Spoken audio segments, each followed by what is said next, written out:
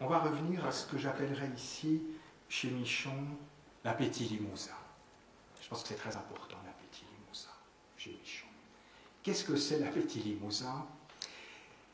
C'est la misère de l'homme sans Dieu, mais qui s'accompagne en même temps d'une immense volonté de revanche, d'une immense attente de la grâce, d'un immense appétit, ou d'immenses appétits, puisque cet appétit va s'exercer dans différents domaines. C'est le désir de puissance sociale. Alors, on l'a aussi ici un petit peu, peut-être un peu moins que dans d'autres textes.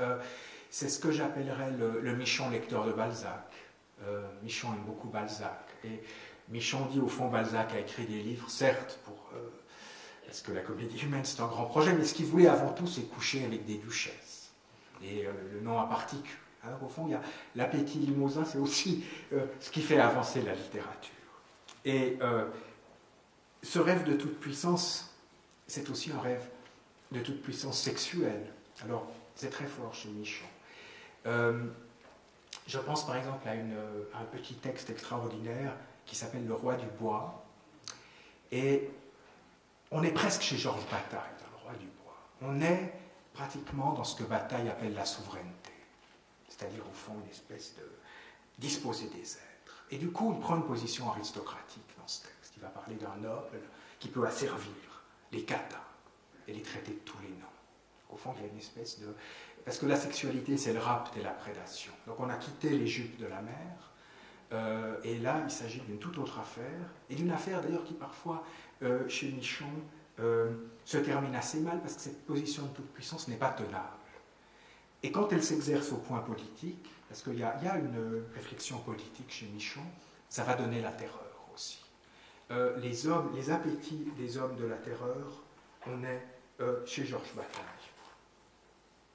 Collot d'Herbois, qui est le grand personnage de la deuxième partie du texte, Collot d'Herbois, qui est quand même presque un brave type, à un moment du texte. Je vais y revenir, mais c'est plutôt c'est Judas dans la scène républicaine. Michelet va dire que c'est une scène républicaine, donc Michelet va faire la du Michon. Parce que vous savez que Michelet, bon, la République, d'accord, mais la scène, un peu moins. Bon. Collot d'Herbois, celui qui le portait, il y a le plumet, il y a le fameux plumet des commissaires, comment on les appelle, les chargés de mission, ceux qui vont dans les provinces, c'est Carrier, c'est les gabards, avec les gabards truqués de Carrier. D'ailleurs, les gabards, ils sont sur la Loire, déjà. La gabarre est dans le texte, déjà dans la première partie. Vous savez qu'il y a le vers de Baudelaire sur la gabarre, dans ce vieil gabard. Et Michon se rappelle de ces vers. C'est dans les 7 vieillards de Baudelaire. Collot d'Herbois porte le plumet, il tremblait de vin, de joie et de terreur. Donc on est ici dans une position qui est celle de la souveraineté bataillelle. Et il y a parfois chez Michon aussi dans son rythme, dans sa volonté d'écriture, dans sa scansion, quelque chose qui s'apparente aussi à cette volonté de toute puissance. Je vous lis un petit extrait que je trouve tout à fait intéressant à cet égard. C'est dans Vie de Joseph Roulin, où il est question de Van Gogh.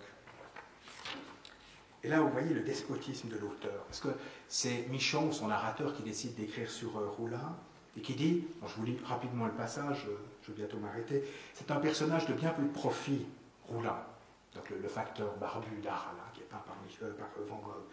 C'est un personnage de bien peu de profit quand on se mêle d'écrire sur la peinture. Il me convient, il est exténué et peut-être gai comme la forme, il est vide comme un rythme. La scansion vaine, despotique et sourde qui soutient ce qu'on écrit, l'alimente et l'épuise. Je veux ici qu'elle porte son nom. Je veux qu'elle endosse à l'instant la grande vareuse et la casquette des postes, qu'elle vieillisse à Marseille et se souvienne d'Arles, qu'une barbe lui pousse. Elle apparaîtra en bleu de Prusse, alcoolique et républicaine. Elle n'entendra goutte au tableau, mais par chance, par rapt, vous voyez, on est dans le jansénisme, le rapt. Elle deviendra peut-être encore une fois tableau. Elle sera moujique ou barine s'il me chante.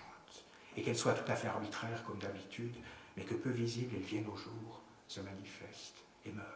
Et la page d'avant, Michon parle d'une casuistique sommaire, elle parle de l'alcool, c'est entre le Père Céleste et la bouteille. Donc on est à la fois, on est dans le jansénisme, mais dans le discours, on est aussi dans les nœuds du discours, on est un petit peu chez les jésuites, on est dans la casuistique et dans la montique. Bon. Alors, cette position, la position du roi du bois, elle n'est pas tenable pour Michon. La souveraineté de bataille, ça se casse la figure. Pourquoi? Je vais y venir rapidement. Parce que c'est la position despotique. Alors, Flaubert, par exemple, c'est aussi le despote de la phrase, il dit le maître absolu, la mort, parce qu'il y a toujours la mort au bout de la souveraineté de bataille. Bon. Ça fascine Michon.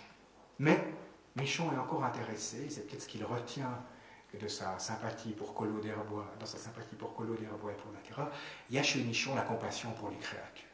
Et là, du coup, on est de nouveau dans le christianisme, on est peut-être aussi un peu chez les jésuites, on est dans un monde qui ne peut pas se passer de cette compassion chrétienne. Donc la souveraineté ne peut pas s'exercer jusqu'au bout. Et l'écrivain, c'est peut-être d'ailleurs ce qu'il rachète aussi, même dans ses volontés de toute puissance, qui ne rachète pas forcément le politique. L'écrivain ne peut pas être du côté du pouvoir absolu, chez Michon. Il est toujours un manant. Il est un manant qui peut jouer à être un prince, mais il va rester toujours un manant. Parce que l'appétit limousin, dont je vous parlais tout à l'heure, est toujours là. Au fond, c'est l'appétit limousin qui fonde la littérature, qui fait que Balzac est un garçon sympathique, que Flaubert l'est aussi aux yeux de Michon, puisque vous savez que chez Flaubert, il y a aussi, je ne sais pas si vous prenez un corps simple, il y a aussi un peu de charité chrétienne. C'est aussi ce qui intéresse Michon chez Flaubert.